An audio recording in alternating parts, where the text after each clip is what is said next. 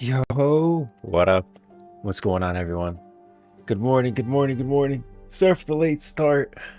Not my intention, but I was setting something up, and it's gonna take me a little bit longer once we get started, but I think we're actually gonna try to play the game that I talk so much about with the lore. We're gonna try to play a little bit of the League of Legends, just a little bit.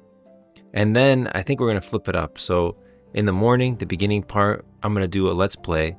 And then in the afternoon, which I feel like is when everyone comes in, by the time they come in, I feel like, well, not the afternoon, my afternoon, right? By like 8 o'clock, then I'm going to do the article. We'll talk about the top 10 potential Targon raid bosses. So let me try to get this up.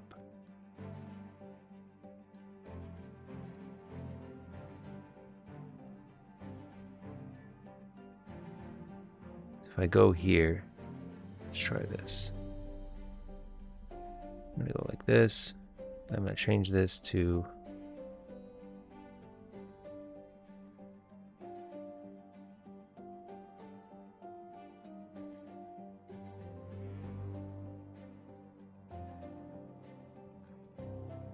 I might have to just do a straight up desktop capture for League of Legends.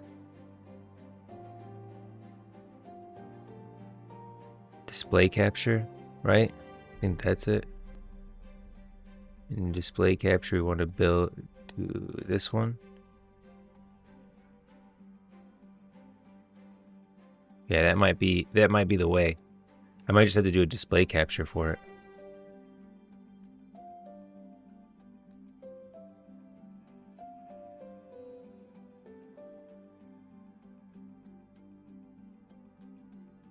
Am I getting like stream errors? Dropped frames detected over the last 2 minutes. Oh, I'm dropping frames. That's not something that usually happens. Let me look at it.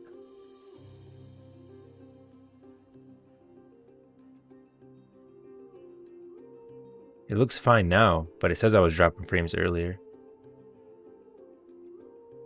Okay, I mean, I sound fine. Hopefully that doesn't keep happening. I don't know. Okay, let me see this. Let's actually try to play, guys. I want to actually try to play League of Legends, but please keep in mind that the only time I ever played League of Legends was during the Ornn event, which I literally got this. I played during the Jinx event. Jinx fixes everything, and that's about it. Oh, and I played like crazy during Swarm. I thought Swarm was awesome. But other than that, like, I have not played League of Legends. So try to be kind, okay? Help me out. Don't like I don't even have ranked, guys. Okay, so maybe I'll do like an ARAM or something first, but I kind of want to actually play Summoner's Rift and get better at least.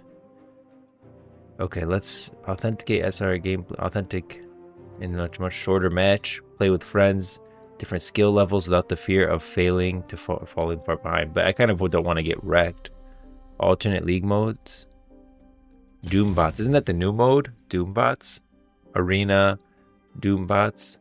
Face off against a team of supercharged Doombots and work together to survive and defeat the evil Doom boss. I actually never did this. Maybe I'm going to try that. What's Arena? Queue up solo or partner with the... Oh, this is like the... That's like the Arena thing. I never even tried that. I know we're going to play TFT coming up soon. Let's try Doombots. At least I'll get to like play with other people. I won't have to, I can like learn the controls and everything. All right, let's try it. Confirm. Avoid. Man, I think I'm dropping frames again. Why does it keep dropping frames? Hopefully that stops. But I dropped frames at 25% over the last 2 minutes. A few seconds ago. Okay, if that happens again, I might try something like restart the computer or something like that. Welcome to Doombots. Avoid curses. With this mode comes new challenges. Persevere through the onslaught of ever-changing curses. Your primary goal is to protect your nexus, work with your team to survive. Survive long enough and you'll get to face the ultimate challenge, the Doom boss of Veigar. Okay. Let's try it. They need music. Okay. Who do I want to play as?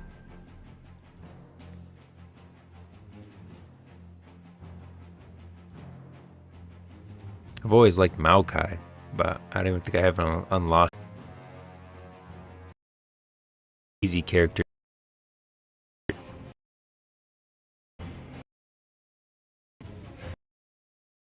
I know there.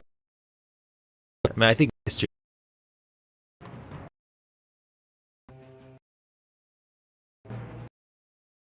Try one game League of Legends, and then I think we're gonna do.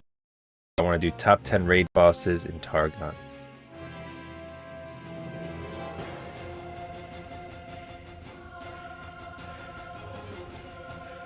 Prepare loadout. I mean, I don't even know what would be good. Flash, Ghost, give movement speed to ignore a unit collision, and a heal.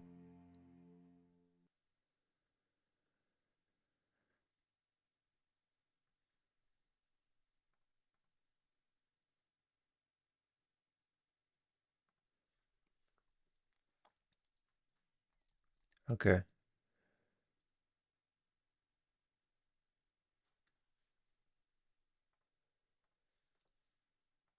If I start dropping frames, though, I think I'm going to try to restart the computer.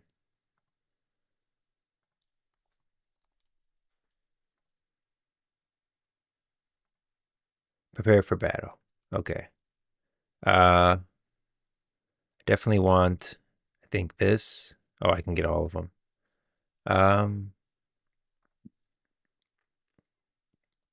Generally good, physically offensive. We're going to go with that. Where's my gold again? 900.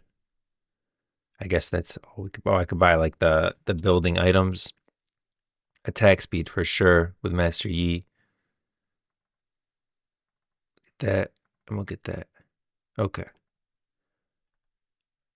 There we go.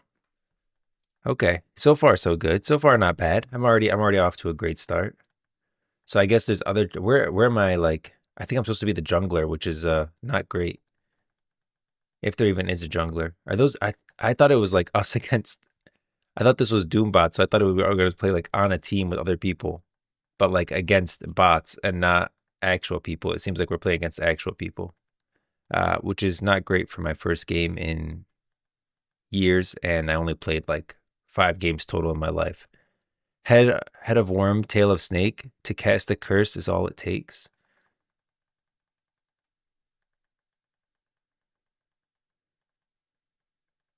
What is going on? Ally slain. Jeez. This is not great. I don't think there is jungle. Is there not a jungle? Purchase control ward? What do you want me to do? Here you go. I mean, I don't even see jungles spawning, so.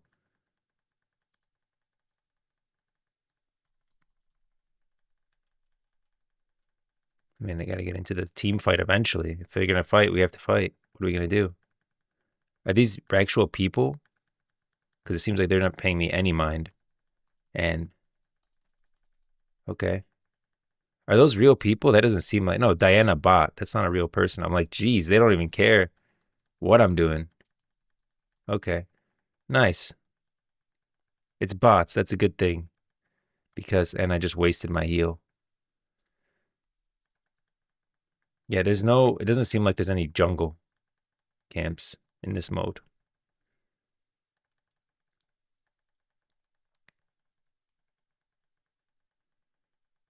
Oh, sheesh. Jeez. I need to get the frick out of there.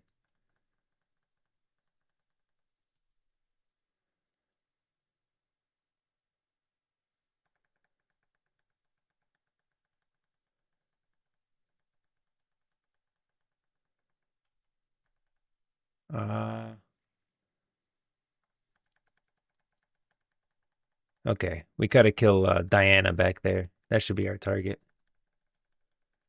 Target the squishies. Oh, wow. Well, I probably should have went back. Please, I have no idea what I'm doing. I promise you. Believe me when I say, like, I haven't played in a very, very, very long time. And when I did play, I've only played like 4 games in my life.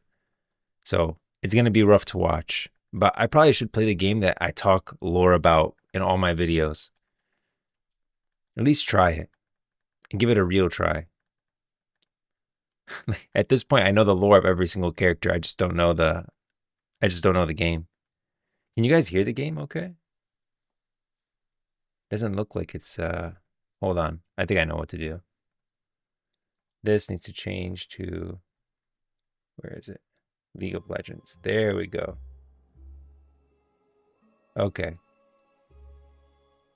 Now you guys can hear it. There we go. Protect the shield on the tower on the middle lane from Doom bots. Protect the shield on the tower in the middle. Wow, what the heck just freaking cracked me?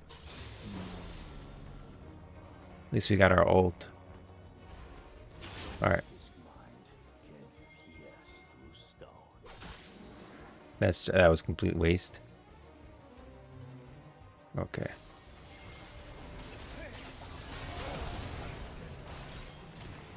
Oh, there we go.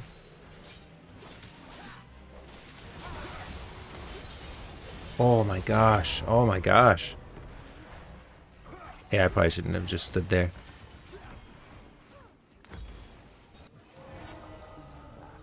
Well, good thing I'm playing against bots, because I assume I'm playing like complete trash.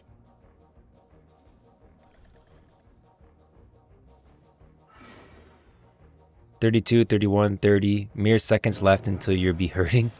Oh no, Vigar and his Doom bots are stronger now? Oh my gosh, man. I am getting cracked by this. Wow. I didn't even make it to lane. Oh my gosh, what is going on? What am I supposed to do against that? It's just like a tracking missile that's just targeting me. I have no idea what I'm supposed to do against that. Form before strength.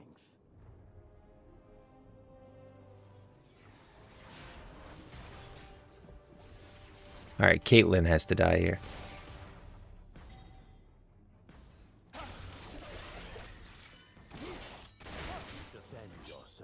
There we go.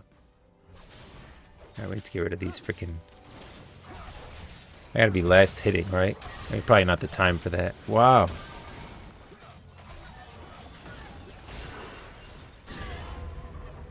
Thought that made me, oh, it's not invincibility, it's just a movement speed. Man. So I think we're all aware at this point that I actually was honest with the fact that I've never played before. I got into the lore from the Riot MMO. When the Riot MMO was announced, that's when I got excited and I was like, got into the lore. And then I played Legends of Runeterra, which I can't play because I'm on a Mac and it's only available on the iPad. And then the iPad doesn't have like, it has that Netflix thing. You know when you pull up like a Netflix or something like that and you try to, let's say you try to record Netflix, it'll what's it called? Like your screen will go black. That's what happens when I try to play Legends of Runeterra.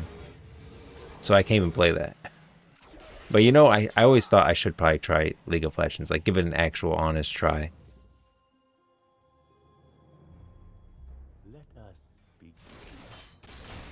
Man, this Caitlyn, I need to, like, the thing is I need to know everyone's abilities, not just my own. Like, Caitlyn's just...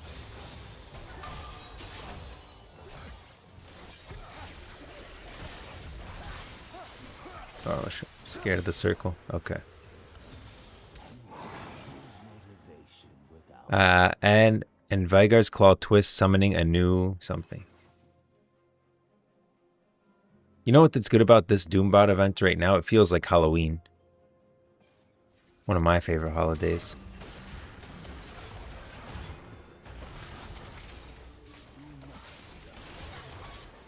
Man, I think we're gonna lose. Losing to bots. Jeez. This Caitlyn character. Freaking wrecking me.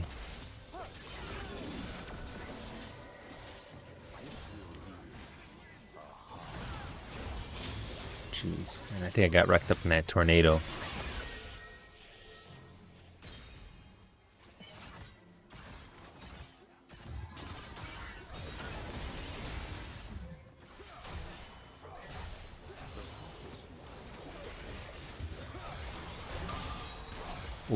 Ooh.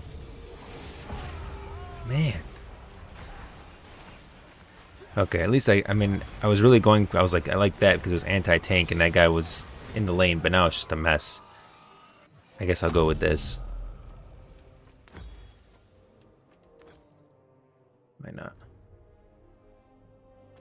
I mean, I'm just buying an item. I don't know if there's like any lot. I'm just buying the item that says it's good against the champions. Other champions that are on the other side. Enemy champions. Okay.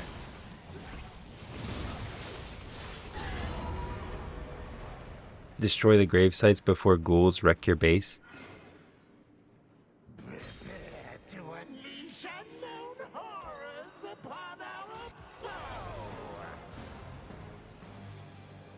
There's Mel. Mel would be a cool character to play.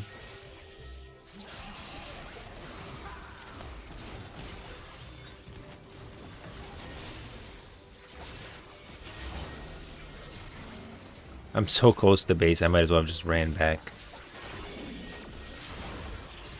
Oh my gosh.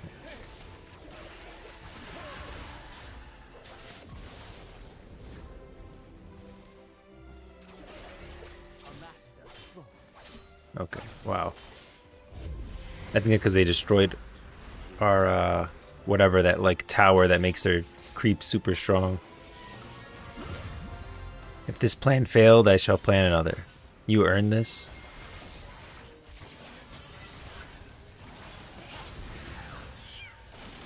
Wow, I'm stuck. Yeah, we lost. We definitely lost. You know, for my first game in a very long time, and my first game actually playing without like an event going on, I don't think that was too bad. I wonder. Honor player. Honor the Doombot. Yeah, I think the Doombots just did really good this game.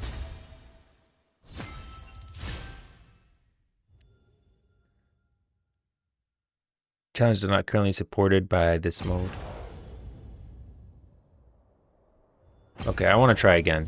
We'll try one more time, and then we'll go into the article. Let's try one more time, and then we'll go into the article. We'll do the top 10 raid bosses of Targon.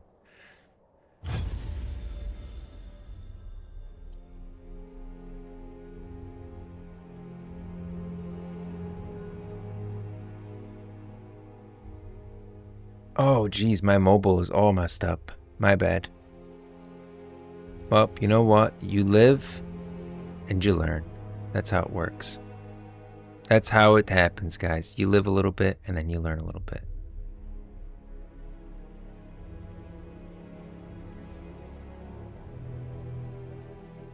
You know what I could do for mobile? You guys aren't seeing me do this. But where is the... Yeah. Put that above the map background. And whatever character I'm playing, I'll throw down there for mobile. That's kind of cool.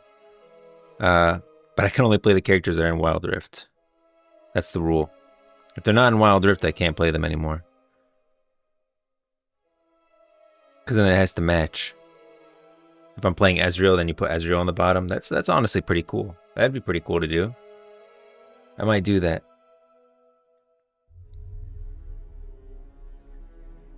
I can't wait to get a PC. I wish I could play. I actually got into the 2xKO beta, believe it or not. Yeah, I got into the 2xKO beta, but I'm freaking on a Mac. Life sucks, guys. I could have done, if I got a PC, I would have been able to play it. It hurts. I'm not gonna lie. I really wanted to play 2xKO. But yeah, I'm definitely going to eventually get a PC very soon here, but I gotta figure out what I'm gonna do. I have to like sell my Mac and then use that to get a PC. I think honestly, if I sell my Mac, I've got like an M1 Mac. I wonder how much I could get for it. But I've got like one of the original M1s. I got it for school. If I sell it, I wonder how much I could get. And then, you know, maybe I can just use that to get a PC. All right, who do we want to play? I want to keep trying characters, or should I just try to get gooder with one character? I mean, Jax I always thought was a really cool character. Aurelion Sol is awesome. Maybe we'll try Aurelion Sol. Most powerful character in the lore. Why wouldn't he be the most powerful character in the game? You know what I'm saying? That makes sense to me. That's logical. Aurelion Sol first strike. What the heck is this? I actually had one of the things for this character.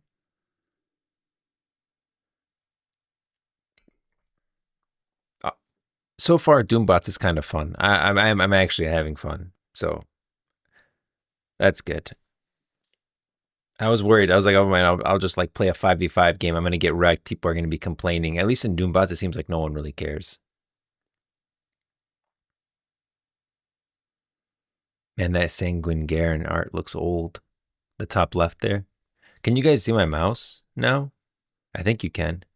Better to try characters out to get an idea of which mechanics you enjoy playing and what characters do. A lot of being good at League is knowing how other champions play.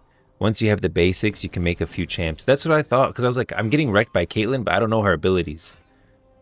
Aurelion Sol breathes Starfire for up to 3.25 seconds, dealing magic damage per second to the first enemy hit and 50% of damage to surrounding enemies. What's really good right now is this Doombot event. Let me buy some stuff. Tear of the Goddess start. So mana scaling, magic offensive. I think I want to go magic scaling because I'm going to be like wasting mana just because I don't know what I'm doing. Blitzcrank is usually an easy target and at the front, so I don't have to like try to get in close. So I'll try to counter him. Q item. Q item. So now like when I go back, it'll automatically buy. Oh, camera. That's good. Let's go. Wow, it's already a team fight. Aurelion Sol summons a black hole, dealing magic damage per second, dragging enemies towards the... That seems like really strong. If someone... Well, I buy everything right now. Aurelion Sol flies in the direction and breathes light, has a cooldown, no max channel duration, and his flat damage increase. Okay, so that's just my damage increase. Okay, so I can increase my damage, and then I pull characters in, and then I queue them. That's the strategy. So I can do like pull this character in, and then I'll queue him. That seems like the plan. Oh, well, I just canceled that. Maybe it's like a channel, like I can channel it as long as I want. Okay, I gotta get last hits too.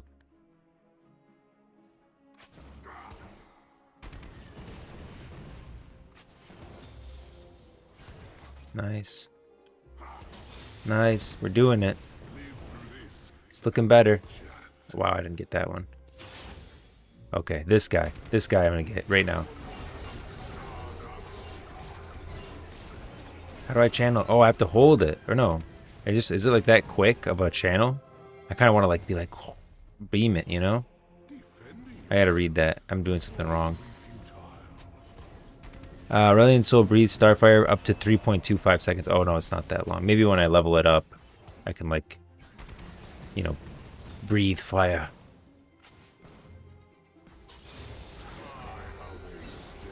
Oh, I think I keep canceling it so fast. No, I have to hold it. But I can only hold it for up to 3.5 seconds. That's what I think is happening. This guy's wrecking me right now. Oh, and I wasted it. I could have gotten my ult. I wasted my my skill point. Come on, get closer. Get closer. I want you to.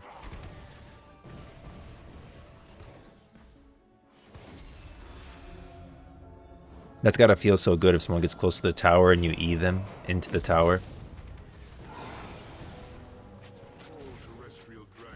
Oh, I dodged that. Ooh, I dodged that. Okay, what's my ult to? Aurelion Sol plucks a star from the heavens and crashes it into Earth, dealing magic damage, stunning it. Man, that is a lore intense ability. It's hard to read chat in this game. I see the chat. I'm gonna check you guys out. I know you guys are probably just trying to help me, which would probably be, I honestly should probably return to base. Maybe I should do this first. This. Okay, that did absolutely nothing. And I wasted my life. Have you tried ARAM before? That's a great mode to learn about other champs and such. I've tried, so I've played like ARAM, and I tried the regular mode, I think twice. Like each one twice. Like I actually look up my account, and I'm sure you'll see, like each one maybe I played twice. The thing is that I'm just like, I haven't played in so long, and then I only played a couple of games, and I only did it during the events. So I did it during there was like that event with all of like man, what was it? It was like you ran around, you know, killing all like waves of people. It was really cool. And then I did there was wow, his name's escaping me. Not what's it called? Ornn, my gosh. Yeah, I did the Ornn event. Stuff like that is when I would play. And then I'd always try like ARAM for a little bit, but I never really got into the game. You have to hold Q down. Yes, okay. Yeah, but I think it's definitely better to try ARAM first, because at least I'll spawn quickly. Oh, this guy's freaking running around. Yo, good morning. Good morning, Drather. I have to hold the Q. Got that. You can't level your alt until level 6, so you didn't waste it. Don't worry. Okay, yeah, I was like, damn. I thought I definitely leveled up the wrong thing. I think I gotta help with this guy here. I'm moving so slow.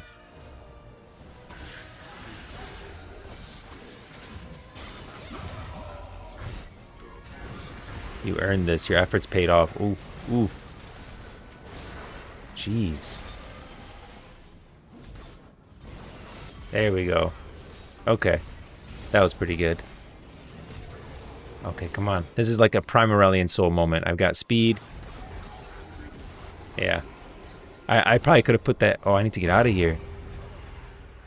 I got so happy for myself that I kind of died. But like that's definitely where I think Aurelian Soul excels, is he can chase people down, pull people in, and then ult on them. I could have put that ult farther. If it was like a real person, they would have made it out of that circle for sure. I'm not too worried about the items yet. Yeah, I would always come in for the events, and then I would dip every time. But the game that I make all the lore videos about, I probably should play it. Like at least try playing it. And I also have been trying to play, I played like recent MMOs. I was trying to, I'll play an MMO and talk about, you know, what I think the Riot MMO could take from it. And after this game, we're probably going to start going through the top 10 raid bosses for the Riot MMO. The top 10 raid bosses for Targon. I got an article for it. But I realized something, that unless a game has to do with Runeterra, I seem not to care. It's like a personal problem. Oh my gosh. Oh my gosh. Ooh. The hook. I mean, that was an impressive hook. Yeah, I've learned that about myself.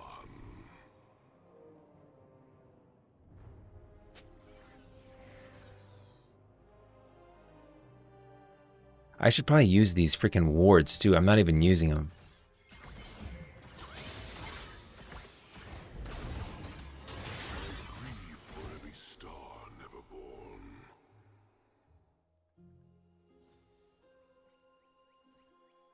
Movement speed goes for 10 seconds. Ignore collision of other units. Alright, I'm really going to try to do so. Oh, that was my buddy. Wow. I really let them down. I really let them die there. Okay, I really want to try to like combine all my abilities and do a ton of damage to one guy. Okay, I'm about to kill this guy. Here we go. Here we go.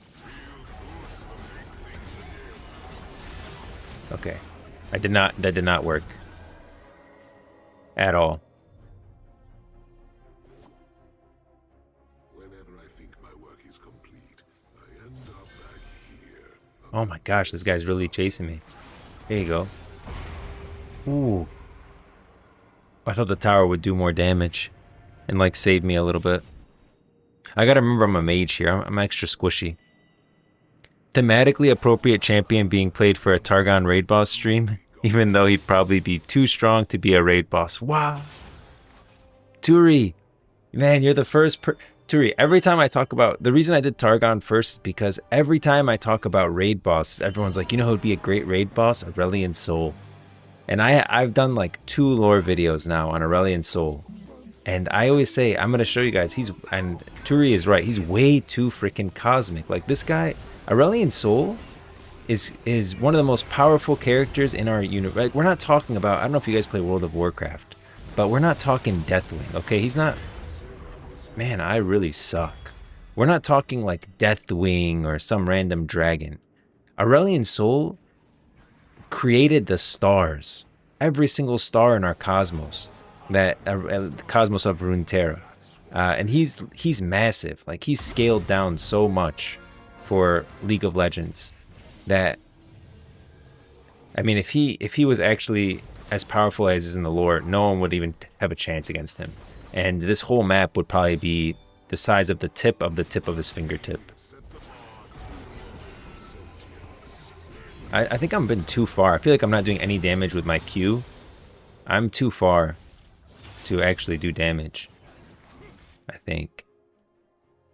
Yeah, but Turi, you're the first person. I feel like everyone's always like, oh, he's a great raid boss. You know who would be great? Aurelion Sol. And I'm like, guys, if we ever fight Aurelion Sol, something's wrong. They did that with... Whoa, okay. All right, I see you. They did that with World of Warcraft with the Titans, and I really didn't like it. I felt like the Titans were always supposed to be these... Let's get out of that. Cosmic level beings that, you know, are way too powerful for us, out of our... Oh. That's what we're talking about. That's what we want to see. Okay, I don't know if it was mostly that person. It might have been. But it felt right to me, what I was doing there. I stole that opinion from your Netcrit's videos. Oh, Netcrit agrees. I try not to watch Netcrit, so I like Netcrit, obviously. I'm a fan of the lore. When I started making videos, I didn't even know who Netcrit was. That's how out of the community I was. Like, I literally just started reading because I heard about the Riot MMO, and I really like to read. I used to work in a library, like, for a long time. It just didn't pay enough. Otherwise, I'd literally still be doing it right now. I like to read, and so I started reading up the Runeterra lore just for fun on my phone, like the map. I found that. I just kept reading pretty much every single day. And then I got so into the lore that I was like, man, you know, I want to talk to people about the lore. So I tried to talk to my brother who plays League of Legends. He plays like League of Legends and Dota and stuff, and he didn't know anything about the lore. And I was like, well, maybe I'll make a video on it. So I made my first one. I was like, I'll go through all the zones. And then after like 10 videos into my YouTube channel, I learned that there's this guy, Netcrit, who does League of Legends lore videos. And how? Because everyone kept saying I'm just a copy of Netcrit. Like, who are you trying to be, bro? You trying to be Netcrit? I'm like, what are you talking about? I'm just thought it'd be cool to make League of Legends lore videos. And so people were like, bro, just watch. Everyone like literally comments on my videos saying, just watch Netcrit. And I was like, I don't even know who Netcrit is.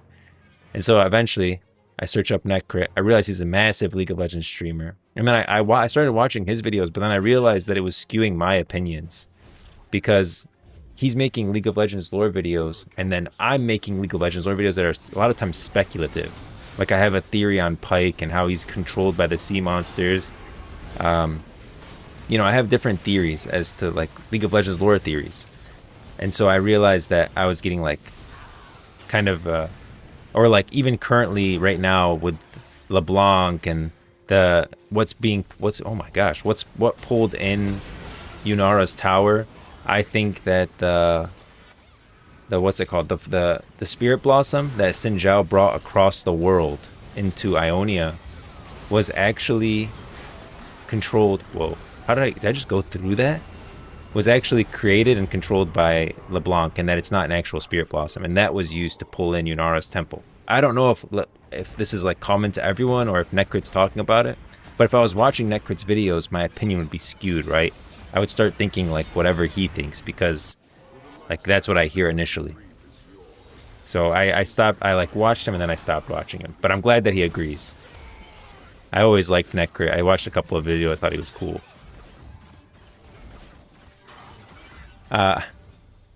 Poop. I just farted so hard, bro. Face blue, smiling. No, it's good to fart. You should fart.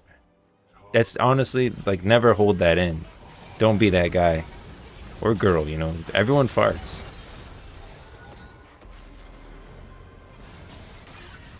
It's a common misconception.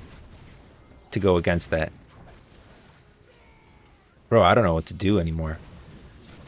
Are these bots actually hard, or am I just so bad that I'm holding back my team? I thought that I was going to join these bot games, pretty much get carried. I'll get to mess around, try some abilities, level up, read the text, and it feels like I'm fighting to win every game, like we're literally at the edge struggling. Are you scared of me, little homie? No, like I said, everyone farts. Everyone farts. That's perfectly fine. Monkeys fart too, yes. Everything farts. Rhinos fart. Dogs fart. It's no problem.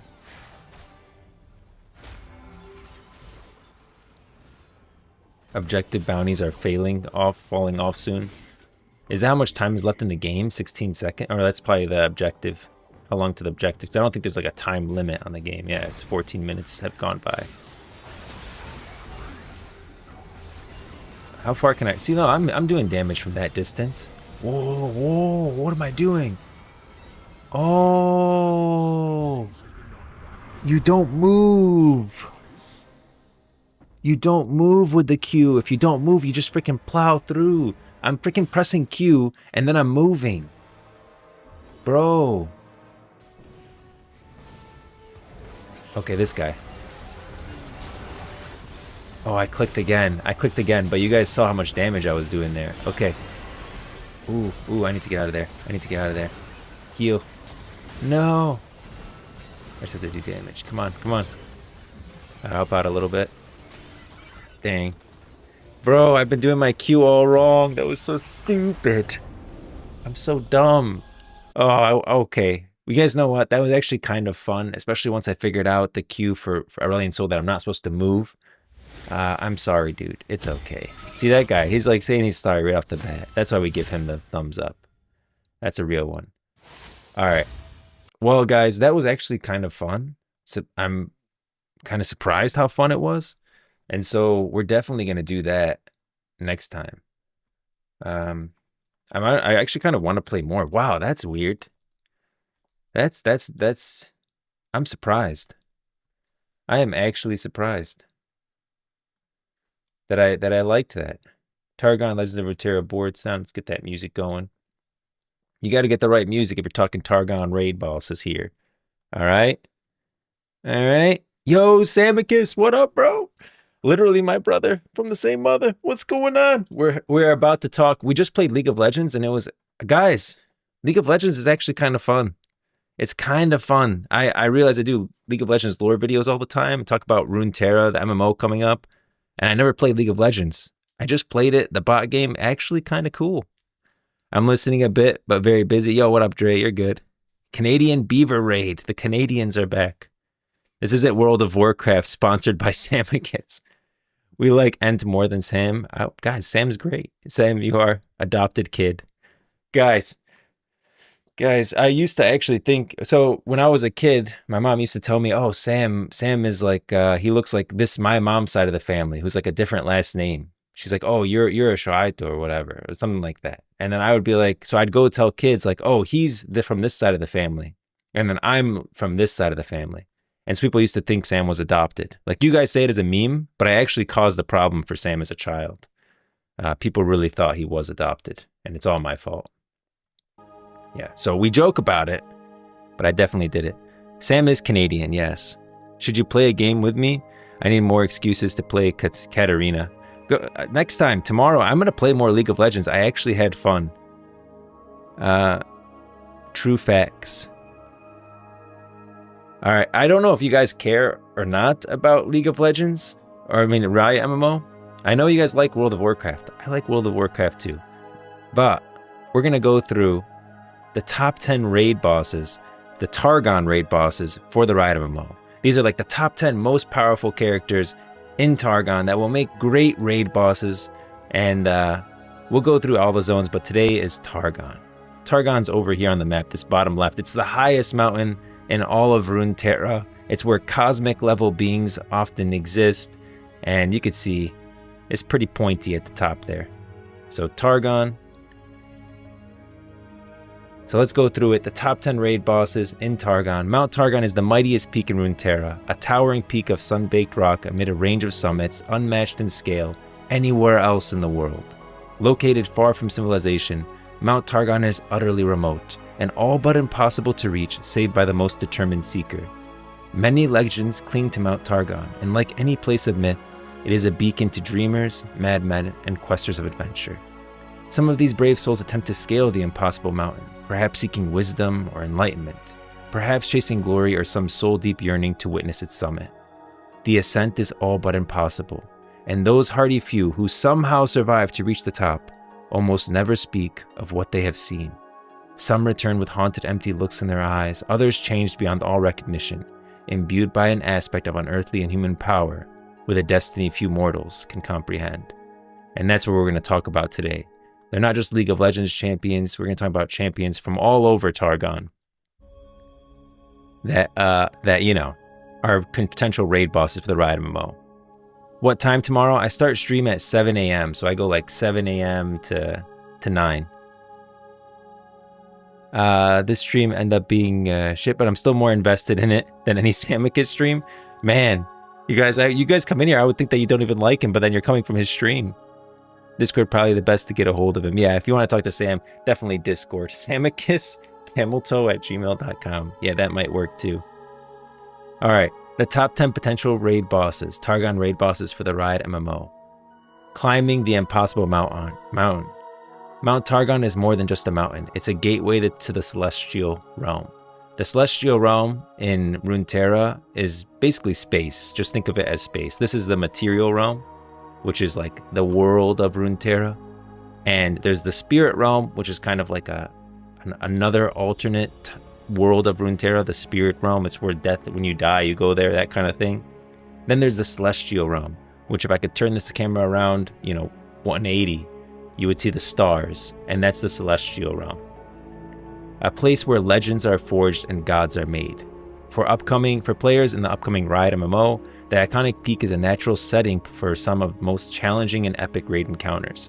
Drawing from the deep lore of Legends of Runeterra and League of Legends, I've compiled a list of the top 10 beings who could serve as formidable raid bosses on the path to the summit. From gargantuan colossi to celestial guardians, these are the threats that could stand between adventurers and the heavens. And the list goes from like the weakest raid bosses to the most powerful.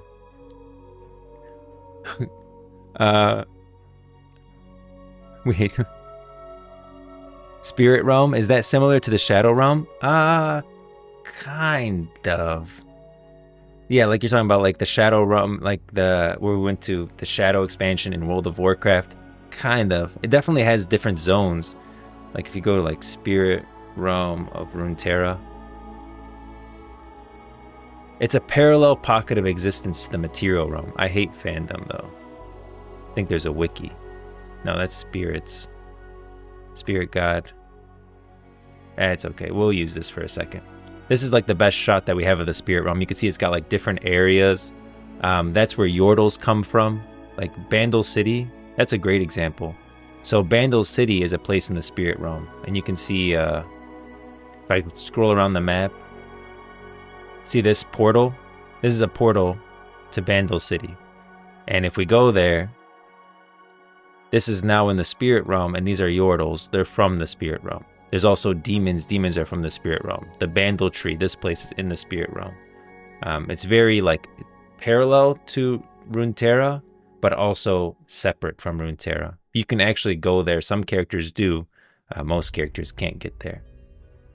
And then if you like refresh the map, you can see it moves around. So Bandle City, that gateway, is now somewhere else in the world. So now it's all the way down in Shurima, another place.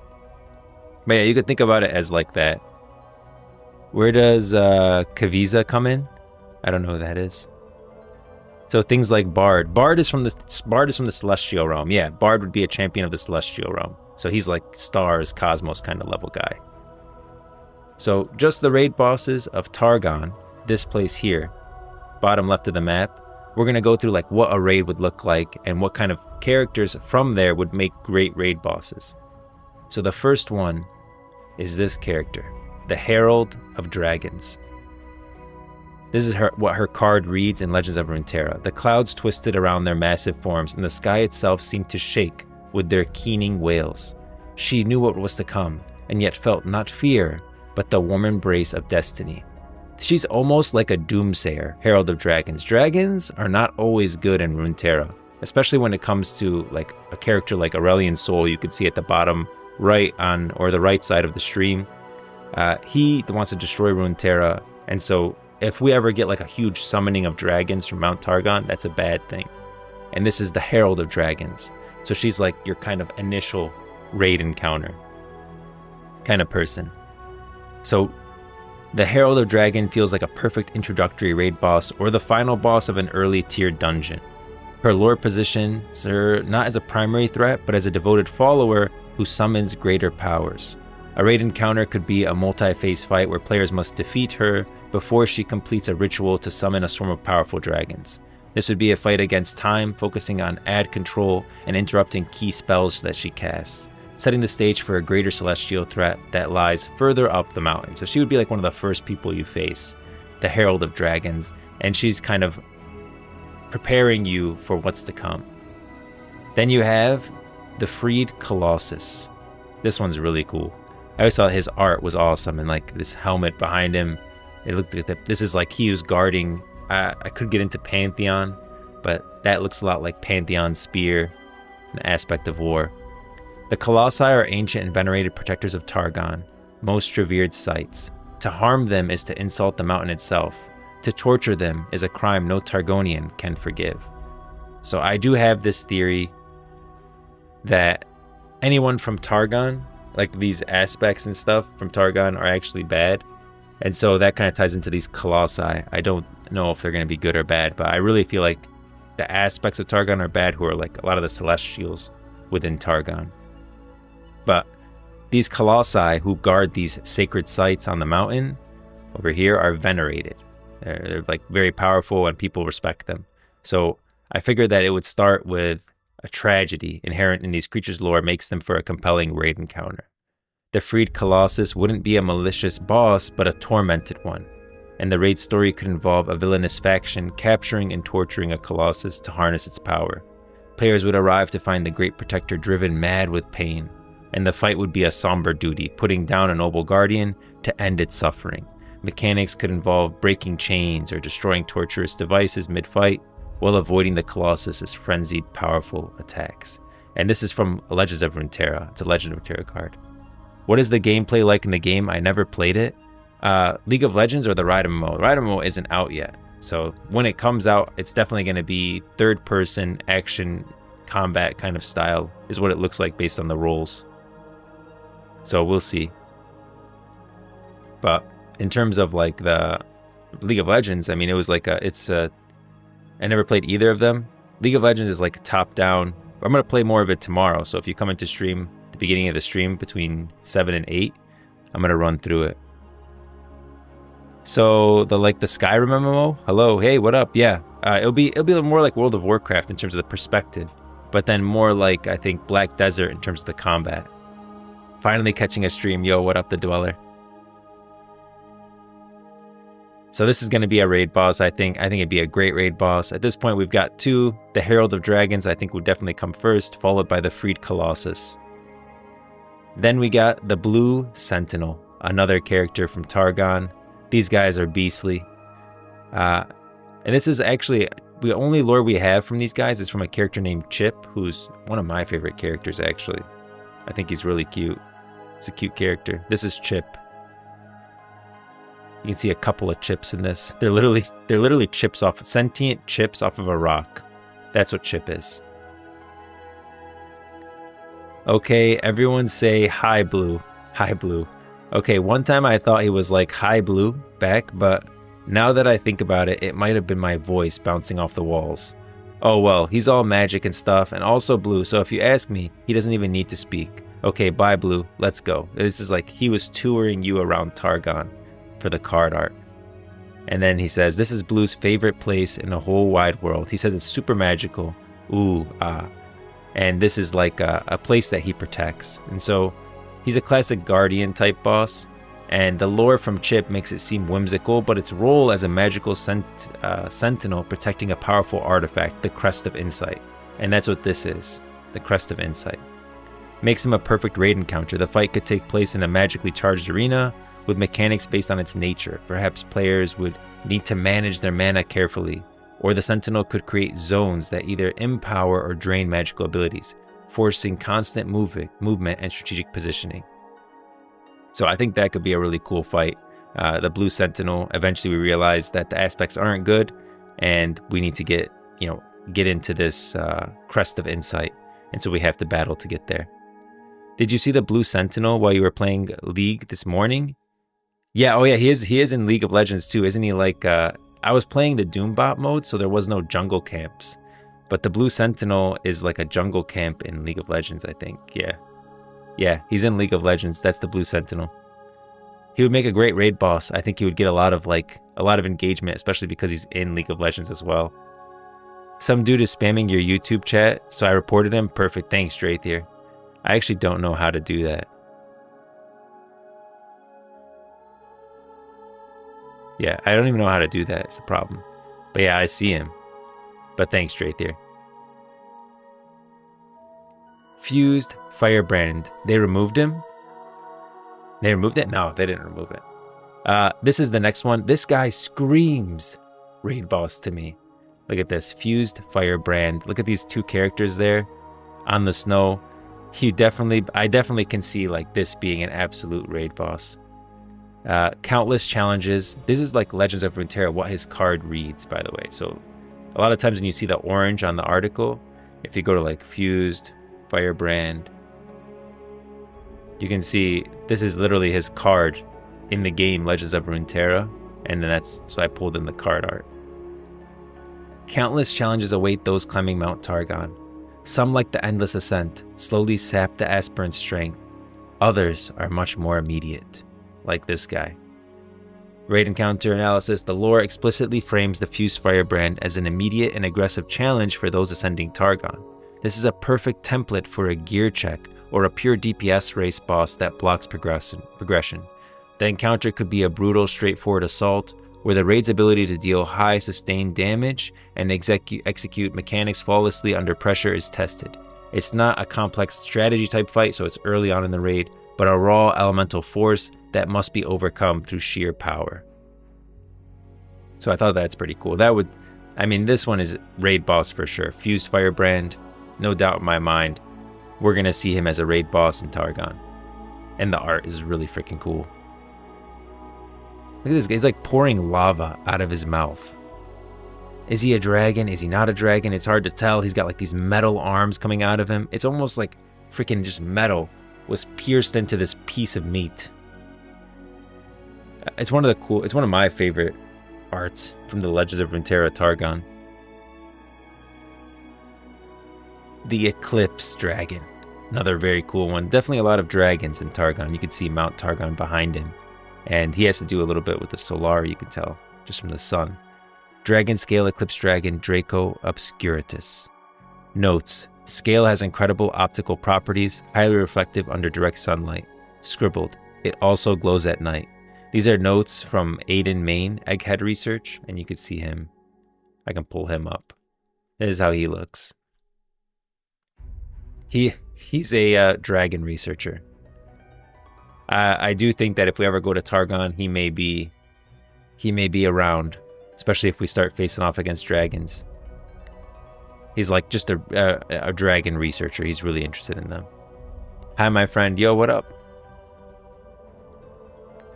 So a raid encounter analysis for this, the Eclipse Dragon. I think a dragon with unique properties tied to light and darkness screams raid mechanics. An encounter with the Eclipse Dragon could take place on a celestial precipice where the arena shifts between day and night. During the day, its scales could reflect light, creating dangerous beams players must dodge. At night, the glowing scales could create safe zones from an encroaching darkness that damages players outside the light. And this duality would force the raid to adapt their strategy on the fly, making for a dynamic and visually stunning battle. So a lot to do with like the eclipse, right, and the light coming in.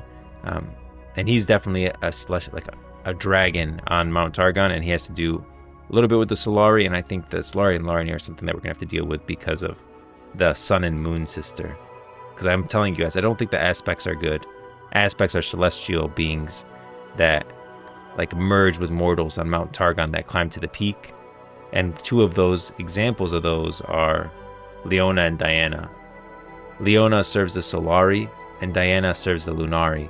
And like they fused with these two. So sisters, moon and sun. Let me see. The golden and silver sister, yeah. That's what it is. Golden, silver sister. So these two aspects literally fused. They're aspects, they're celestial beings. They fused with Leona and Diana. And it's hard to say like how much is left of Leona and Diana after this. I know it seems like they're still there, but I don't think the aspects are good. And like even Pantheon has a voice line against one of the other aspects, Zoe. So this little girl is also fused with an aspect. The aspect of Twilight, who's another like constellation type person. And look at this voice line.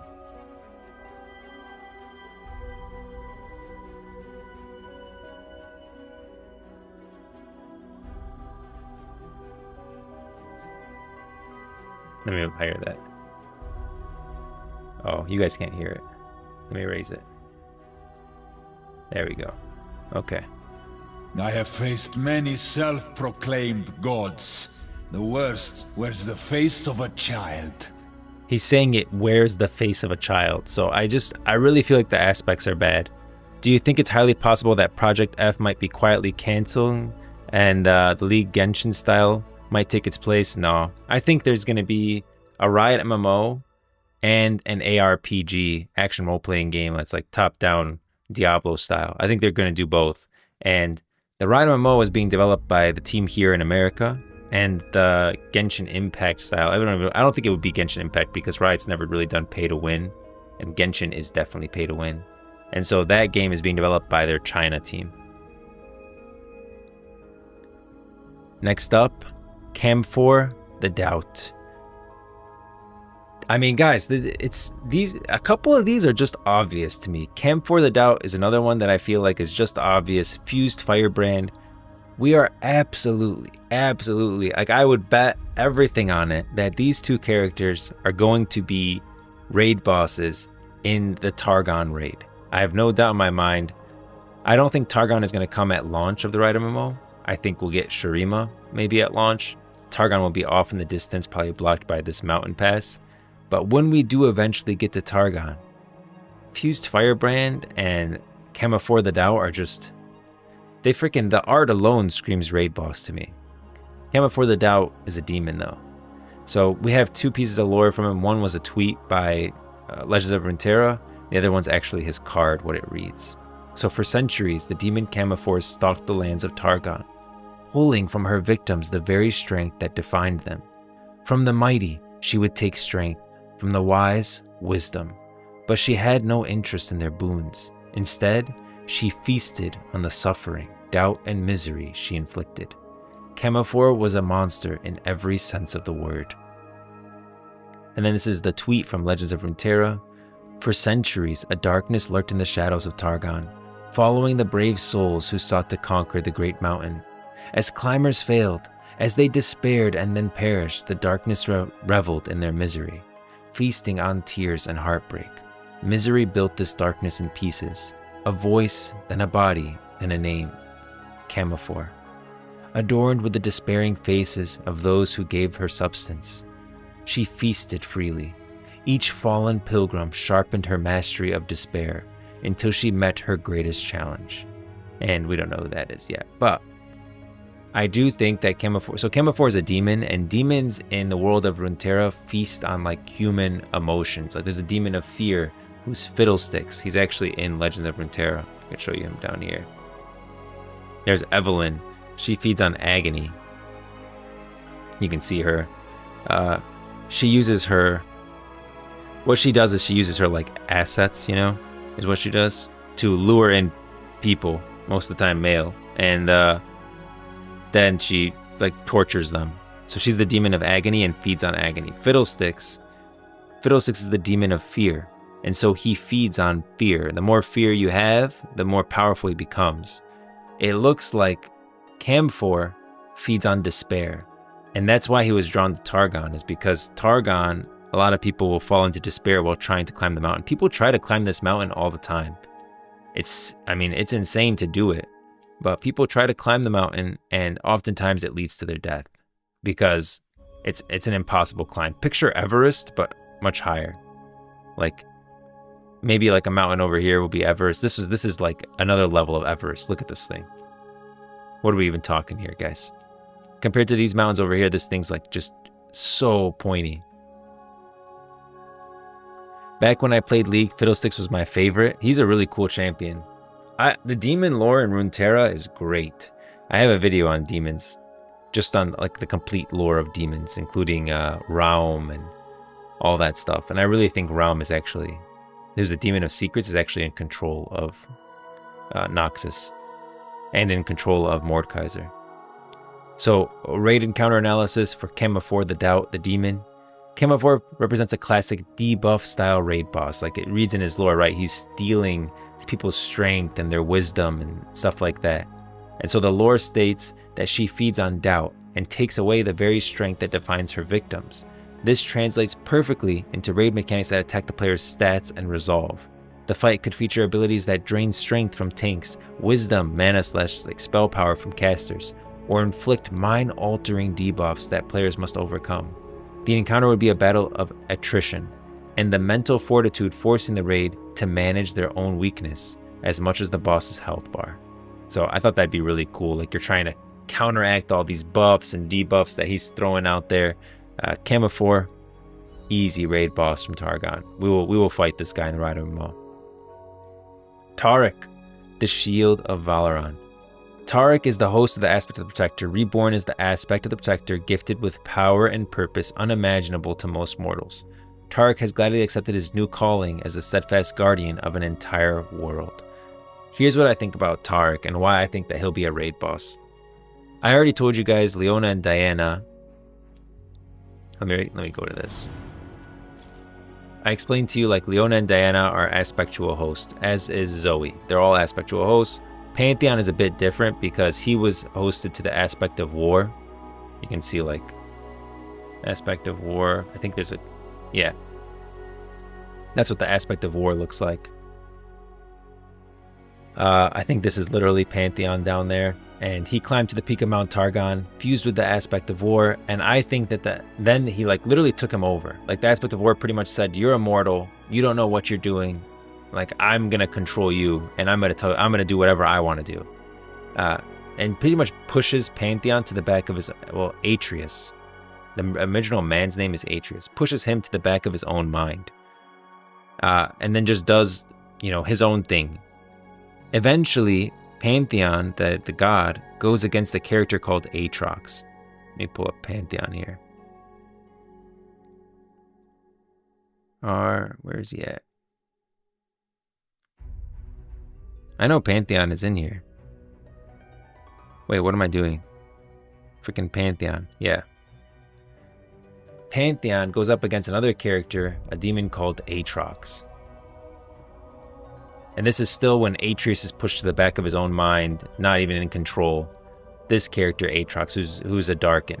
Aatrox actually defeats the Aspect of War and stabs him so hard. You can literally see the scar on the character's chest right here. If we zoom in a little bit, you can really see it. Yeah, you see the scar on his chest? That's from the sword, Aatrox's sword, that stabbed him while he was under the control of Pantheon, the god of war. Now, Atreus was like a very strong-willed person, and somehow, despite the Aspect of War being pushed out of his body and being carved from the constellation of the stars, like, we don't know if he's dead. It implies that he might be dead. I don't actually think he is, because we've seen this happen before. I don't want to get into that. But the Aspect of War is pushed out of his body, and Atreus survives. He's a freaking beast. Probably the greatest warrior in all of Runeterra. And he survives, and you can see his shield is even broken. He eventually like heals up, and he picks up, this is still the spear of the Aspect of War, the helmet, the shield, all that, still from the Aspect of War. And he calls himself the Pantheon Reborn because he's able to kind of still use the power that the Aspect of War had left with him, But he's still not. But he's not hosted by the aspect of war anymore. So he's of his own will, has his own free will, his own opinions. And I think that's why you should really listen to Pantheon when he says stuff like this. I have faced many self-proclaimed gods. The worst wears the face of a child. Yeah, I do think Pantheon is definitely worth listening to when it comes to stuff like that. So pay attention to Pantheon and what his opinions are in the aspects. Taric, on the other hand, I really feel like Taric, that guy just drank way too much of the Kool-Aid. So Taric was actually a Demacian. Taric comes from Demacia all the way over here. And the thing about Taric is that he was like sentenced to go climb Mount Targon. He was exiled. In Demacia, they have this thing where if they want you to be like exiled instead of being in prison the rest of your life, they'll send you to climb Mount Targon. But no one actually freaking does it. Like there's no one in Demacia all the way over here in Targon saying, hey, you know, welcome to Mount Targon. You're here to climb the mountain, right? Well, go ahead and head on up and, you know, let me know if you get to the top. That doesn't happen. Demacians basically sentence someone to the climb to say, okay, go live your life out of Demacia. No one actually goes and climbs it. They go live in the Argent Mountains. Maybe they go to Noxus. Maybe they go to Shurima. Whatever. Taric, the freaking madman, says, you know what? I am going to climb Mount Targon. And so he heads all the way down here, starts climbing Mount Targon, actually freaking makes it to the peak of Mount Targon. I don't think he's in, he's not in League of Legends. Actually makes it to the peak of Mount Targon and fuses with the aspect of the Protector. Now the thing about Taric is that he just seems like fully invested in the Targon way of life, and that his role as like the Shield of Valoran, he often gives like that, like I'm the good guy vibes, which I never usually buy too much. He even helps other people climb the mountain and become fused with aspects. So I do feel like Taric is actually going to be a raid boss and not just our ally. And we're going to have to go against Taric to free the other characters like Leona and Diana from the aspects that I think are controlling them way more than we're led to believe. So a fight against Taric would be a tragic and beautiful encounter. If the MMO story leads players to challenge the morally ambiguous aspect of Targon, Taric would stand in their way as the ultimate protector. He wouldn't be evil, but a zealous guardian defending his higher calling. The raid would be a stunning display of celestial magic. Players would have to break through the powerful shields, coordinate to avoid stuns that chain between them, and withstand bursts of healing that restore his health. It would be a mechanically intense fight against a foe who believes he is doing what is right. I think that would be really compelling. And people would be like, what? We're fighting Taric and Targon? And it would be like, you know, out of the blue, and people would be really surprised and they'd want to know what the heck's going on. And he'd be like, you know, a League of Legends champion that would get a lot of engagement. So, Taric will be a raid boss. Then you have, once you get to the top, we're nearing the top now. Taric is number 4. So we're nearing like champions that are very powerful at this point. You have the Arbiter of the Peak. The Arbiter is the mountain's final test, for only the Guardian sees beyond the climber's deeds and into their spirit. Legends tell of an Arbiter of the Peak who is carved from the crystal of the mountain and imbued with stardust as old and bright as the night sky. It is said to fulfill a noble purpose as the guardian of the gate that leads to the celestial realm, and judge mortals that would join the tapestry of stars. All that meet it must first be measured by the crystalline Arbiter. And that's the crystalline Arbiter right there. And basically, if you make it, if you actually freaking make it to the peak of Mount Targon and actually like somehow find a way all the way up here to the top, you'll come to the Arbiter. And he's your final test to tell whether you will be like an aspectual host or not. He'll basically look into you, you know, and see if there's room for you to be possessed. I mean, no, I mean fused. Sorry, fused. So the Arbiter is the ultimate gatekeeper, the penultimate boss of any Targon-themed raid. The lore positions it as a judge of spirit, not strength. This opens the door for unique raid mechanics that go beyond simple damage and healing. The fight could involve phases where players are tested individually, their spirit measured by how they handle specific challenges. Failure might not mean death, but a temporary debuff or being sent to a reflection realm to atone. Defeating the Arbiter would mean proving the entire raid's worthiness to proceed into the celestial realm itself. So, yeah, I think the Arbiter would definitely be like the final raid boss or near final raid boss in the Targon raid. If we're just talking about like Targon as a whole being a raid, I think, there'll be multiple raids, and the Arbiter will probably be one of the later ones. And Vilus Vox. This dragon is a beast. So look to the heavens and see as I do. This is the Herald of Dragons talking. Remember her from the beginning?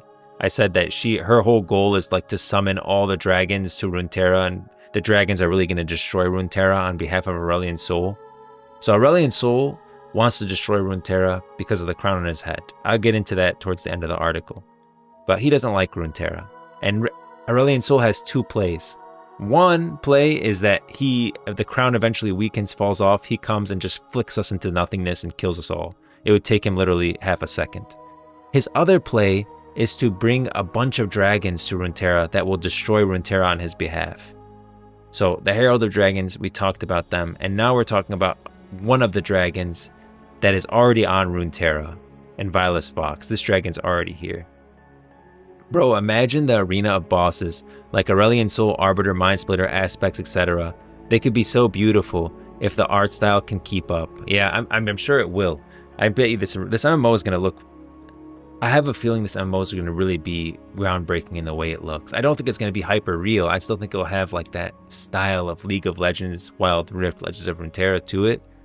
But I think it's going to be like really pretty to look at. I'll say that. I don't think Aurelion... if you're expecting Aurelion Sol to be number one, though, don't. Because I don't even have... Aurelion Sol, I don't think he's going to be a raid boss. I'll talk about it soon. But Vilus Vox is a dragon who's already there. And his card reads like, look to the heaven. This is the Herald of Dragons talking about him. Look to the heavens and see as I do. First the signals, for by night they shine. Then the fury, for by day all burns. You will see. We will all see.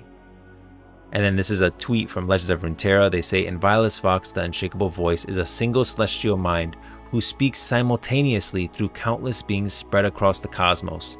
His legendary voice echoes through time and space, summoning his kin to him. And Vilus Vox is descended upon Runeterra and waits for Aurelion Sol's command to summon all dragonkind to this lowly place. That implies a lot. One, and Vilus Vox is already here. The Herald of Dragons is aware of that, and she's just like literally waiting for all the dragons to arrive. And Vilus Vox is speaking simultaneously to all the dragons across the cosmos, as well as Aurelion Sol, their leader. And Aurelion Sol can just tell him, hey, summon all dragonkind to this lowly place and destroy it. Why hasn't he already? Think about, why hasn't Aurelion Sol already done this if he hates us so much? I do think Aurelion Sol is really pissed with Runeterra, but I think Aurelion Sol maybe has a feeling, like he doesn't like it. He doesn't like Targon. I think he wants to teach Targon a lesson. But I think a part of him might also like Runeterra in some ways. Some people have no idea how big and powerful he is. He created Runeterra out of lightless void and has fought Watchers. Yeah, he's very... I'll show you guys his scale when we get to like Aurelion Sol, because the tip of his finger is Runeterra. We're not talking like... I know there's a lot of World of Warcraft fans in here, so we're not talking Deathwing, okay? Deathwing would be like nothing to Aurelion Sol. We're not even worth anything to Aurelion Sol. Like his nail is bigger than Deathwing. His fingernail. That's how crazy he is. So raid encounter analysis for Vilus Vox. And Vilus Vox is described as a single celestial mind who speaks simultaneously through countless beings. This is the perfect recipe for an epic, ad-heavy raid encounter. Players wouldn't just fight one dragon, they'd fight a legion that is in Vilus Vox. The fight could involve battling multiple dragon avatars at once, each sharing a single health pool and coordinating their attacks. The true challenge would be managing the chaos of a battlefield filled with celestial dragons, all acting as one cohesive and intelligent unit under the command of a single powerful mind. So, and Vilus Vox screams raid boss to me. I definitely think we're going to go up against him, and it's going to be ahead of like... I think that's what I'm talking about, where there'll be like 2 raids. I think one raid can end with the Arbiter of the Peak, and another raid can end with Vilus Vox, where we're trying to stop him from summoning all dragonkind to Runeterra and destroying this lowly place. Final raid boss, the Scourge. Look at this thing. This is actually in League of Legends too. He is like, I forgot what he is. The Scourge. in League of Legends. He's like that. You have to take him on as a group. I forgot the name, but he actually is in League of Legends, and sometimes people battle him to like get a buff. AoE raid fights are my favorite. Yeah. If Aurelion Sol is a boss, I would only accept it as a phase 1 Deathwing. He's too powerful. Yeah, even phase 1 Deathwing, like us on his back, is insane. I'm gonna show you. Alexander, you are not alone. Okay, everyone thinks Aurelion Sol would make a great raid boss in Targon. Like I've done other videos on raid bosses in the Riot MMO, and I always get, you didn't mention Aurelion Sol. And so now you're gonna be able to tell people why Aurelion Sol would be probably tough to make as a raid boss. But the Scourge. Legends speak of a scourge that lurks at the furthest reaches of the celestial realm. Here it waits, time at the end of time, when it will wield the power of the stars to shatter the foundations of the world. This guy was actually created by Aurelion Sol out of stars. So he's another one of Aurelion Sol's creation. Aurelion Sol literally has a voice line, Legends of Runeterra, about the Scourge. Let me see. Legends of Runeterra, Aurelion Sol. Voice lines. Hold on. There he is. Legend of Runeterra, Aurelion Sol. Scourge. Yeah, the Scourge. This is him talking about, like, because you gotta remember, he created it. Oh, I am good, aren't I? A familiar face for you Runeterrans. So I don't think that the Scourge, the thing that you're fighting in League of Legends, is the same character that is the Scourge. He created it out of the stars to show, to represent or kind of give a familiar look to what we are already fighting in League of Legends. So it's not actually the Scourge in League of Legends that you're fighting. It's just like what the creature is on Runeterra, and Aurelion Sol made like a replica of it, and that's what this is. This is it, the end of an expansion, world-ending threat. The Scourge is not just a monster on a mountain, it's a cosmic entity waiting to unmake reality. An encounter with the Scourge would be a pinnacle of raiding in the Riot MMO. The fight would have to be subtly epic, likely taking place in the celestial realm itself with stars and galaxies as the backdrop.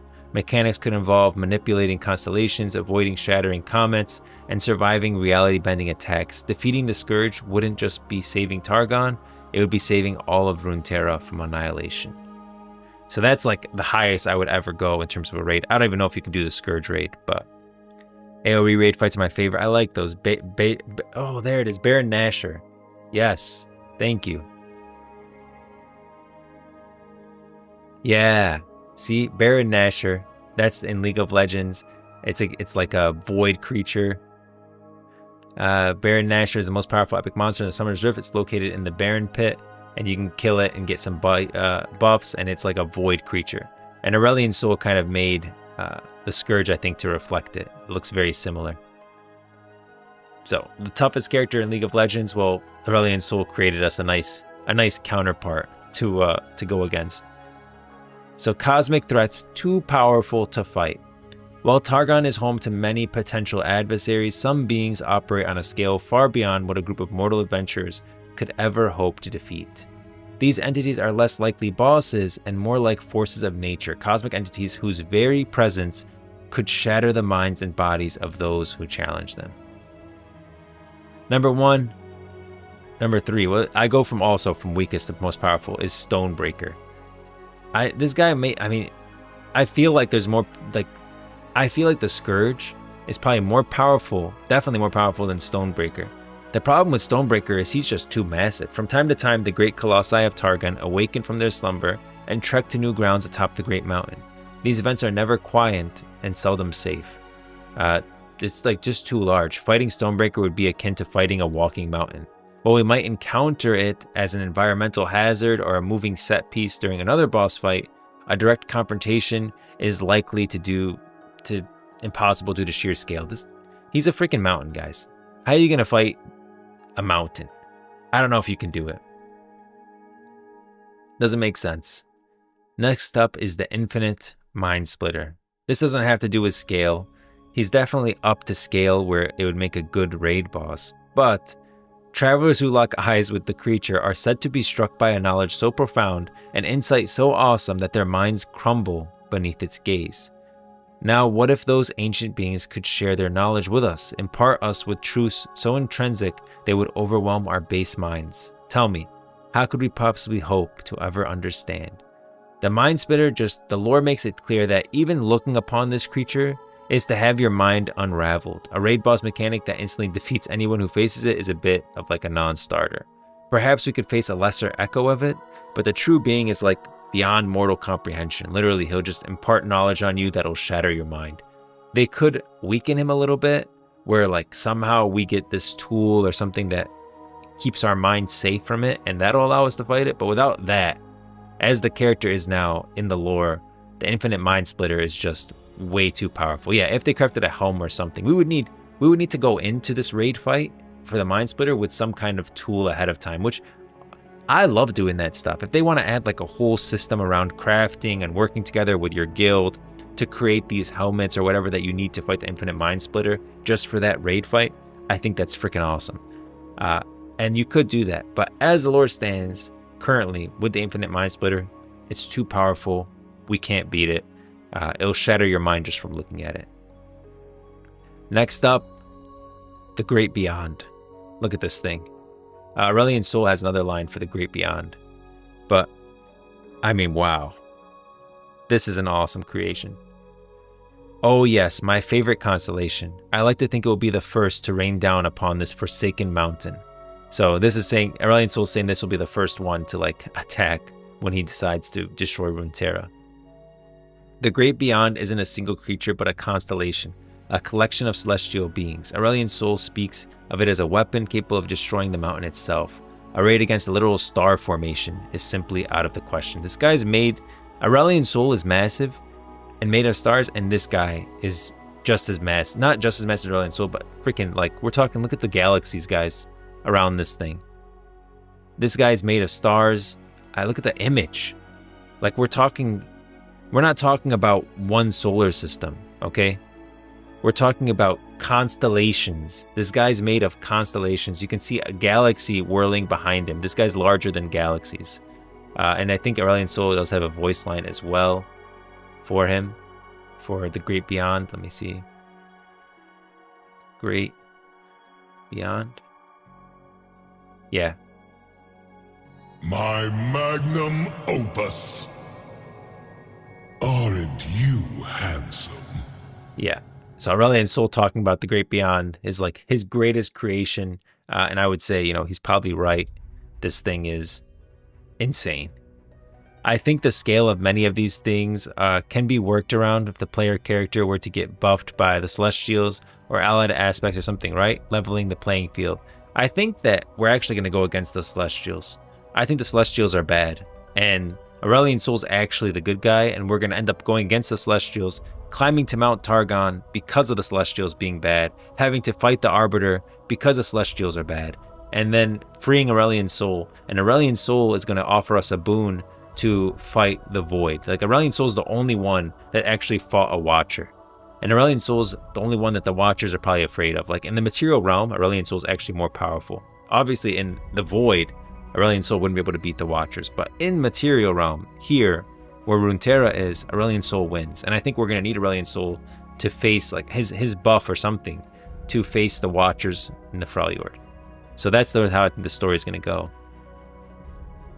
But yeah, you're right. Like, you can always scale something down, draw down the power level, scale us up in some way, like we were talking about with the Infinite Mind Splitter.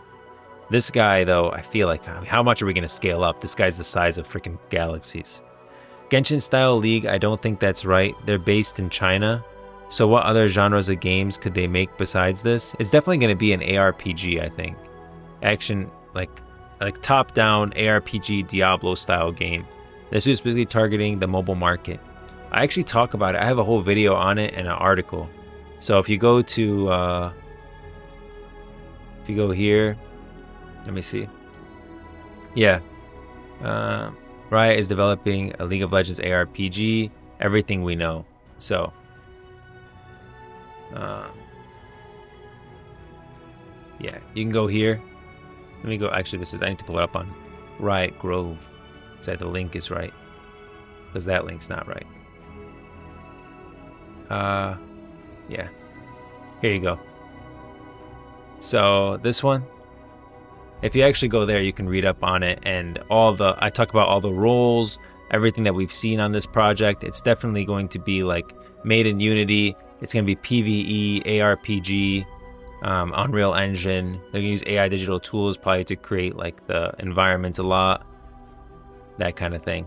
I show some of the art off. So that's a great article to read if you're interested in that. I go through all the roles. Yep.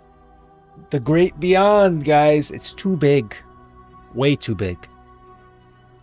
Lastly, a character that we will not be fighting in the Riot MMO, at least when it comes to raid bosses specific to Mount Targon, is Aurelion Sol.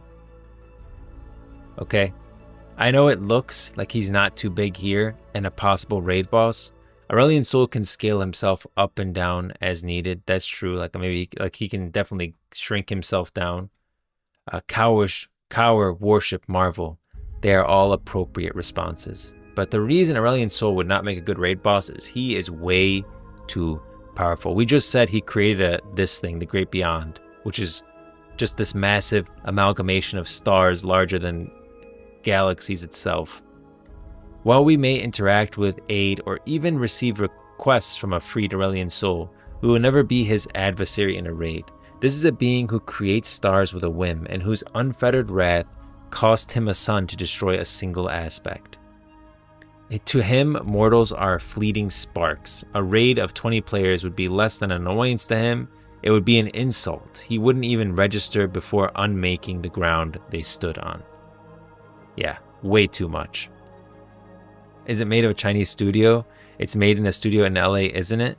Are you talking about... Let me make sure we're talking about the same thing. Project F is this one. Well, actually, I think there's an image in the article that I just sent. You're talking about this ARPG, right? This one? This, Project F. Let me close out all these.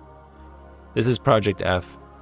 I think it was being developed, you're right, that there was some development occurring in the States and in California, but that has shifted, with now the project being developed by a studio in China. 5 years ago, they were creating Project F in California, and it was in early development.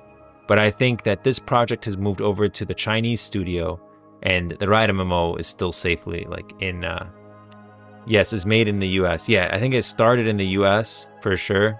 They had like this video showing like the art team and stuff working on it in America. That was like 5 years ago during their 10th anniversary, or more than that now. Yeah, long time ago. But I think, yeah, no, it was like 6 years ago. But now that whole project has moved over to like this Chinese studio in Shanghai. Yeah. So the project's no longer with the US team. But I wanted to show you guys this, just to give you an idea on the scale of Aurelion Sol. Look at that. It came up right away. Finality. Hold on. Okay. Before me, existence was empty. Okay. He literally says right here, before me existence was empty. That's because Aurelion Sol created every star in the cosmos. Before him, the cosmos was just a blank canvas. There was nothing there. It was just black. He started creating stars, and then eventually Runeterra forms around one of the stars that he created. But he's saying he was the first. There was nothing before Aurelion Sol. Not a demon. I think maybe you could say Fiddlesticks because it says he was born in the first scream of creation. But I think Fiddlesticks was born when there was fear, and I don't think Aurelion Sol feared anything at the start of existence. So, yeah, I think Aurelion Sol was first. I think the background is also just to be him moving to show his size. Yeah, Aurelion Sol is millions of miles away from Targon right in this shot. He is so far away from Targon. We're seeing Mount Targon up here, up close. We're like on this path, this mountain path to Mount Targon.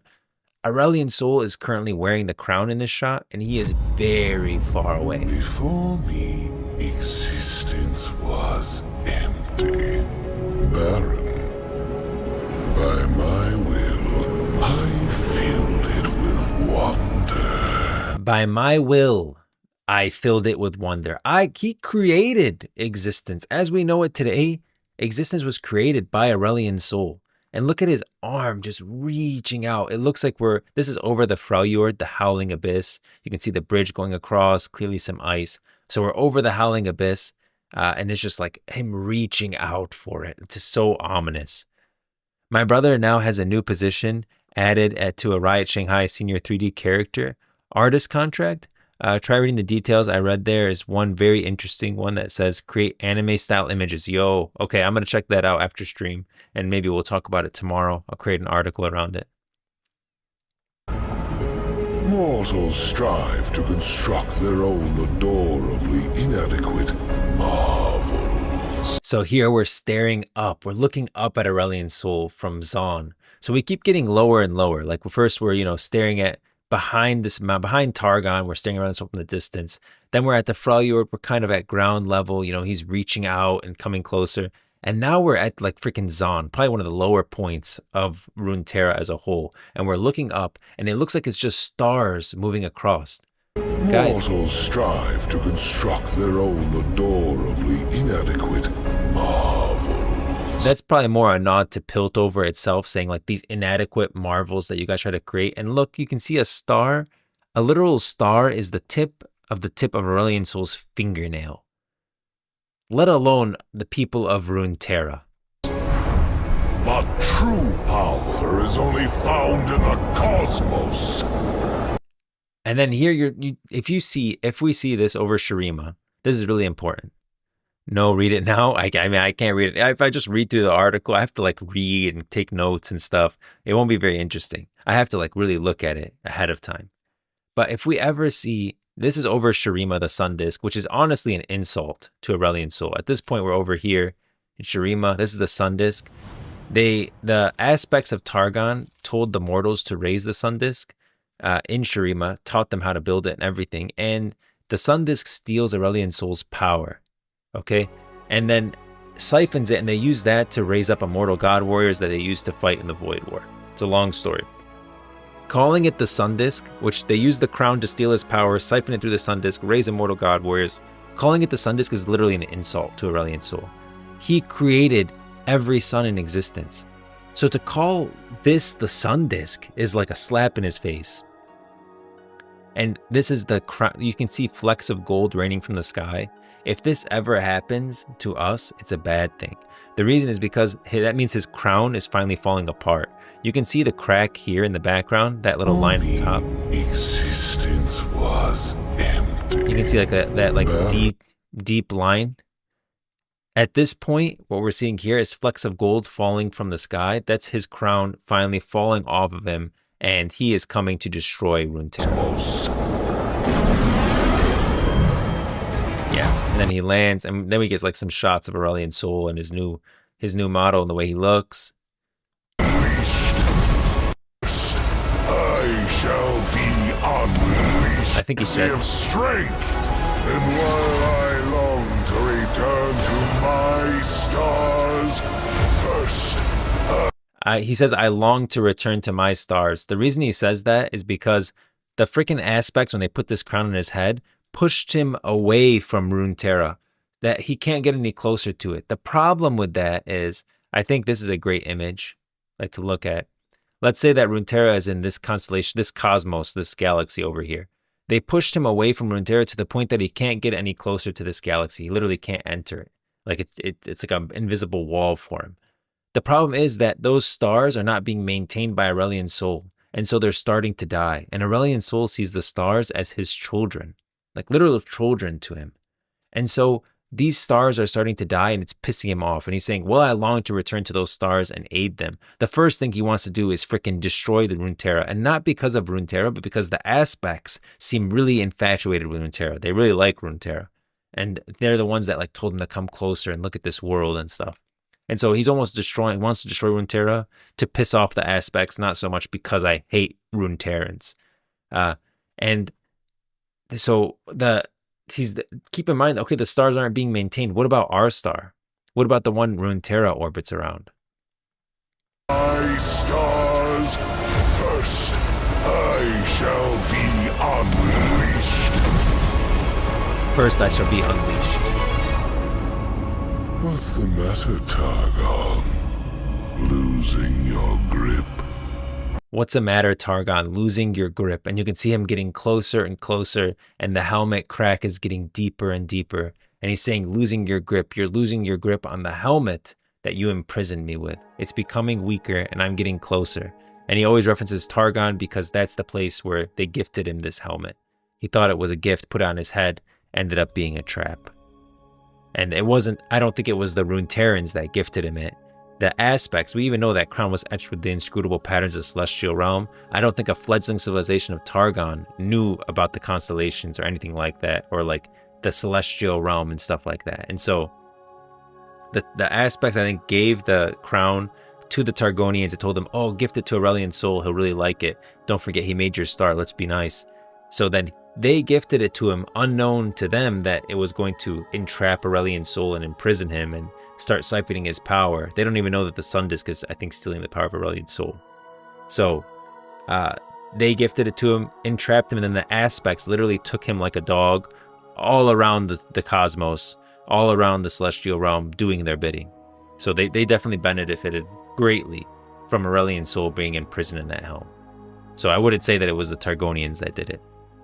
There are other star dragons, correct? Like a whole species? There are, but a lot of them were created by Aurelian Soul. And a lot of them, are the ones that aren't, are like really loyal to Aurelian Soul.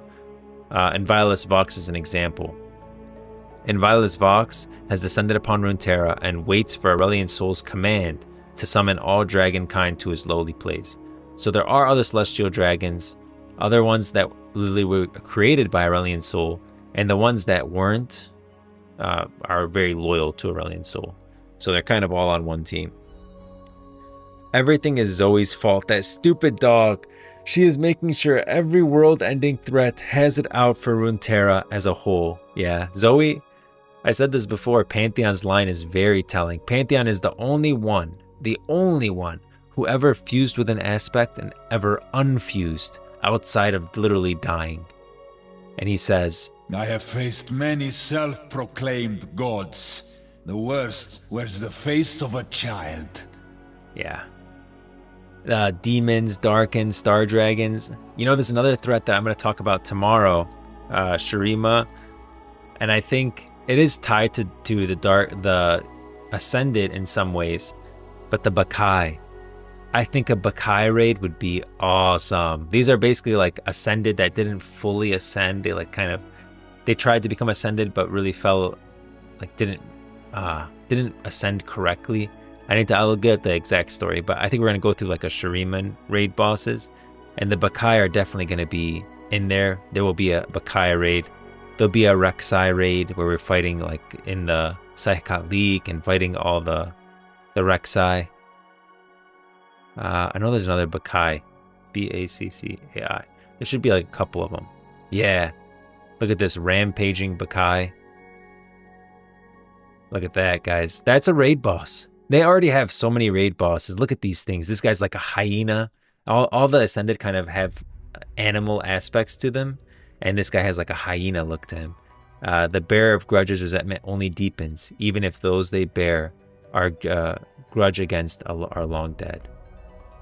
The Bakai are twisted, warped versions of what they might have been. Had they become part of the Ascended host, and the rage they fell, had they become a part of the Ascended host, and the rage they feel at their failure must be unleashed somewhere. So, the Bakai raid I think will be awesome. Demons, Darkens, Star Dragons, Bakai, there's so many like great raid. They already have so much, guys. There's already so much there. So many stories with the Bakai. Yeah, Ramus, the rumored to be one, correct. Ramus has no lore at all. I would love to see him tie into the Bakai in some way. Is Ramus? I don't think Ramus is in. That'd be funny if they put him in here in Wild Rift. I don't see Ramus. Oh yeah, he is. This is Ramus. He's got like no lore to him, really, like almost none. It would be interesting to see if he ended up being tied to the Bakai. I have no idea with Ramus. I think they could. That'd be an interesting theory. I'm going to look into it. If I feel like Ramus could be tied to Bakai, I'm going to look at his lore. Then he'll be on the raid boss list for Shurima. But guys, I do have to drop. I got a work meeting at 9 o'clock. League of Legends was actually pretty fun this morning. We're definitely going to do that again. And we'll continue this. I really liked this series. I felt like it was cool to do. So we're going to continue it tomorrow. Well, actually tomorrow is Saturday. So Monday, we'll go through the top 10 raid bosses for Shurima. And so that'll be a cool one. Yeah, I think we'll go like this. We'll go like Targon, Shurima, Acathia, Ishtal, Shadow Isles, Bilgewater, Ionia, maybe Zaun and Piltover. I think we'll need their own. Noxus, Demacia, Freljord. We can do one for each. That'll be cool. Originally I tried to do top 10 raid bosses potential for Riot MMO, but I felt like I was missing so much of the cool stuff because I kept trying to limit it. So this is better. Alright guys, thanks for stopping by the Grove, and I will see you in the next one.